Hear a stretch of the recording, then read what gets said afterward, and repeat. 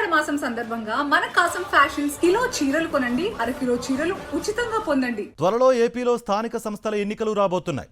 దీంతో కూటమిలో సీట్ల పంపిణీ పంచాయతీ మొదలైంది. జనసేనకు 15% సీట్లు మాత్రమే టీడీపీ ఇస్తుందన్న సమాచారంతో జనసేన నేతల్లో స్వరం మారుతోంది. అసెంబ్లీ ఎన్నికల్లో అనుసరించిన ఫార్ములా ఇప్పుడు వర్తించదని జనసేన చెబుతోంది. పార్టీ బలంగా ఉన్న చోట తమ పోటీ తప్పనిసరిగా ఉంటుందని తేల్చి చెబుతోంది. స్థానిక సంస్థల ఎన్నికల్లో జనసేనకు ఎంత శాతం సీట్లు కేటాయిస్తారు? తక్కువ సీట్లు కేటాయిస్తే జనసేన ఒప్పుకుంటుందా? ఇదే అంశంపై ప్రముఖ జర్నలిస్ట్ కొమ్మినేని శ్రీనివాసరావు కమెంట్ ఇప్పుడు చూద్దాం. ఏపీలో జరగబోయే స్థానిక సంస్థల ఎన్నికల్లో జనసేన పార్టీ పరిస్థితి ఏ విధంగా ఉండబోతోంది? గౌరవమైన స్థాయిలో పోటీ చేసే అవకాశాన్ని జనసేనకు టీడీపీ ఇస్తుందా లేదా అన్న చర్చ ఆ పార్టీలో జరుగుతోంది. అసలు జనసేన బలం ఎంత అన్నదానిపై కూడా రకరకాల విశ్లేషణలు ఉన్నాయి. టీడీపీ వర్కింగ్ అధ్యక్షుడు కీలక మంత్రి నారా లోకేష్ వెల్లడించినట్లు వచ్చిన ఒక సమాచారం ప్రకారం 80:15:5 శాతాల ప్రకారం ఆయా స్థానిక సంస్థలలో టీడీపీ, జనసేన, బీజేపీల మధ్య సీట్ల పంపిణీ జరుగుతుంది. ఈ విషయాన్ని ఆయనే టీడీపీ జోనల్ కోఆర్డినేటర్లకు స్పష్టం చేశారట. అంత కొద్ది రోజుల ముందు ఈ మూడు పార్టీల సమన్వయ సమావేశంలో ఈ మేరకు అంగీకారం కుదిరి ఉండాలి. పార్టీ అధినేత ఉప ముఖ్యమంత్రి పవన్ కళ్యాణ్ ఆమోదించి ఉండాలి. లేకుంటే లోకేష్ ఈ విషయాన్ని బహిర్గతం చేసేవారా అన్న సందేహం వస్తుంది. ఈ వార్త మీడియాలో రాగానే జనసేన కేడర్ ఒక్కసారిగా నీరు కారిపోయిందని చెబుతున్నారు. పార్టీలో ఉన్న పలువురు స్థానిక నేతలు, మంత్రి, పార్టీ సీనియర్ నేత అయిన నాదెండ్ల మనోహర్కు ఫోన్ చేసి తమ ఆవేదన వ్యక్తం చేస్తున్నారట. దాంతో పార్టీ వైఖరిపై మనోహర్ కొంత వివరణ ఇచ్చారు. నిజానికి నాదెండ్ల మనోహర్ కూడా తమ బలాన్ని బట్టే సీట్ల పంపిణీ ఉంటుందని ఎప్పుడో చెప్పారు. కానీ పార్టీలో ఏర్పడిన అసంతృప్తిని దృష్టిలో ఉంచుకుని ఆయన తన స్వరం మార్చి అసెంబ్లీ ఎన్నికల్లో అనుసరించిన ఫార్ములా ఇప్పుడు వర్తించదని పేర్కొన్నారు. జనసేన బలంగా ఉన్న చోట తమ పోటీ తప్పనిసరిగా ఉంటుందని అన్నారు. అంటే లోకేష్ చెప్పిన ఈ నిష్పత్తి ప్రకారం 15% సీట్ల ఫార్ములాను ఒప్పుకోవడం లేదని నాదెండ్ల చెప్పినట్లయింది. సీట్ల సర్దుబాటు విషయంలో ఎలాంటి చర్చ జరగలేదని, ఏ నిర్ణయం తీసుకోలేదని ఆయన అంటున్నారు. ఇది నిజమే అయితే లోకేష్ ఆ ప్రకటన ఎలా చేశారన్నది తెలియాల్సి ఉంది. కూటమి భాగస్వామ్య పార్టీలు ఏకపక్షంగా వ్యవహరించడం కుదరదని, అంతా సమన్వయంతోనే నిర్ణయం తీసుకుంటామని మనోహర్ అన్నారు. జనసేనకు ఎంత బలం ఉందన్న దానిపై ఎవరు అంచనా వేస్తారు?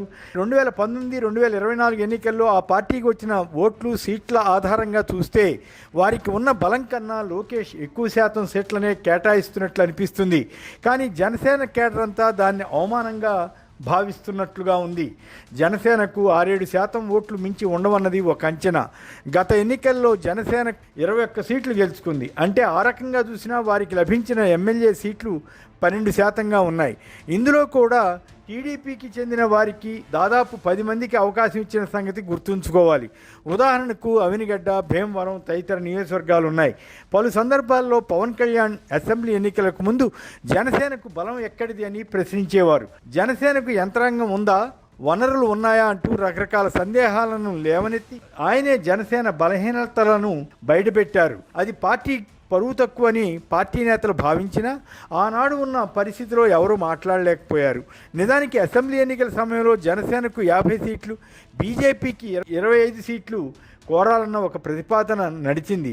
హరిరామజోగయ్య వంటి వారు జనసేన కనీసం 40 సీట్లు కోరాలని సూచించారు. అలాగే ప్రత్యేకించి బీజేపీ నాయకత్వం కూడా ఈ సీట్ల విషయంలో ఇలాంటి సలహా ఇచ్చిందని చెబుతారు. కానీ పవన్ కళ్యాణ్ తనపై తనకే నమ్మకం లేకపోవడంతో, ఎలాగైనా తాను ఎమ్మెల్యేగా గెలవాలన్న కోరికతో పార్టీ నైతిక స్థైర్యం దెబ్బతిన్నా పర్వాలేదన్నట్లుగా వ్యవహరించారన్న అభిప్రాయం ఉంది. అప్పుడే కనుక 40-50 సీట్లను డిమాండ్ చేసి ఉంటే ఆనాడు ఉన్న వాతావరణంలో టీడీపీ అంగీకరించి ఉండేదన్నది కొందరి అభిప్రాయం. అలాగే ముఖ్యమంత్రి పదవిని షేరింగ్ అడగాలని చాలామంది జనసేన నేతలు, పవన్ కళ్యాణ్ అభిమానులు సూచించారు. తద్వారా కాపుల్లో కూడా ఒకరికి సీఎం అవకాశం వస్తుందని వారంతా ఆశించారు. ఇదే ప్రశ్నను అప్పట్లో లోకేష్ వద్ద మీడియా ప్రస్తావించగా ముఖ్యమంత్రి పదవిని షేర్ చేసుకోవడానికి టీడీపీ సిద్ధంగా లేదని స్పష్టం చేసినట్లు కథనాలు వచ్చాయి. పవన్ కళ్యాణ్కు ఉప ముఖ్యమంత్రి పదవి టీడీపీ పాలిట్ బ్యూరోలో చర్చించి నిర్ణయిస్తారని అన్నట్లుగా ఆ రోజుల్లో వార్తలు కూడా వచ్చాయి. దీనిపై పవన్ టీడీపీ నాయకత్వాన్ని నిలదీయలేకపోయారు. ఆ తర్వాత కాలంలో పవన్ కళ్యాణ్ కూడా దానికి తగ్గట్లుగానే సర్దుకుపోయినట్లు కనబడుతుంది. జనసేన కేడర్ కూడా పెద్దగా గొడవ చేయలేదు. ఇప్పుడు స్థానిక ఎన్నికల్లో కేవలం 15% సీట్లే కేటాయిస్తే చాలామంది ఆశావహులు నష్టపోయే అవకాశం ఉంటుందని జనసేన వారు బాధపడుతున్నారు. ముందుగా కౌన్సిలర్, జడ్పీటీసీ, ఎంపీటీసీ స్థానాల్లో 15% చొప్పునే కేటాయిస్తే జనసేన ఎన్నిటిలో గెలుస్తుంది. మున్సిపల్ చైర్మన్, జడ్పీ చైర్మన్, మండల అధ్యక్ష పదవులు ఎన్ని పొందగలుగుతుందన్నది చర్చనీయాంశం అవుతుంది. ఈ నేపథ్యంలో పార్టీ రహితంగా జరిగే పంచాయతీ ఎన్నికల్లో టీడీపీతో పాటు జనసేనకు చెందిన వారు కూడా పోటీపడి తమ సత్తా చూపించే అవకాశం ఉంటుందన్న అభిప్రాయం ఉంది. సెప్టెంబర్ నుంచి స్థానిక ఎన్నికల హడావుడి మొదలవుతుందని చెబుతున్నారు. ఈలోగానే ఆయా మున్సిపాలిటీలు, మండలాలు, జడ్పీల విషయంలో జనసేన క్లారిటీ తెచ్చుకోలేకపోతే ఆ పార్టీ కేవలం టీడీపీకి మద్దతిచ్చే పార్టీగానే మిగిలిపోతుందన్న అనుమానం జనసేనకు చెందిన పలువురిలో ఉంది. ఏదేమైనా రాజకీయాల్లో ముందు చూపు ఉండాలి. తాత్కాలిక ప్రాతిపదికన నిర్ణయాలు తీసుకుంటే అవి ఆ తర్వాత నష్టం చేసే అవకాశం ఉంటుందని జనసేన నాయకత్వానికి ఇప్పటికైనా తెలిసి ఉండాలి. ఒకవేళ జనసేన కేవలం 15% స్థానాలకే పరిమితం కావాల్సి వస్తే అది వారి స్వయంకృతాపరాధం తప్ప మరొకటి కాకపోవచ్చు. మరిన్ని అప్డేట్స్ కోసం ఛానల్ ను సబ్స్క్రైబ్ చేయండి. నోటిఫికేషన్స్ కోసం బెల్ ఐకాన్ పై క్లిక్ చేయండి.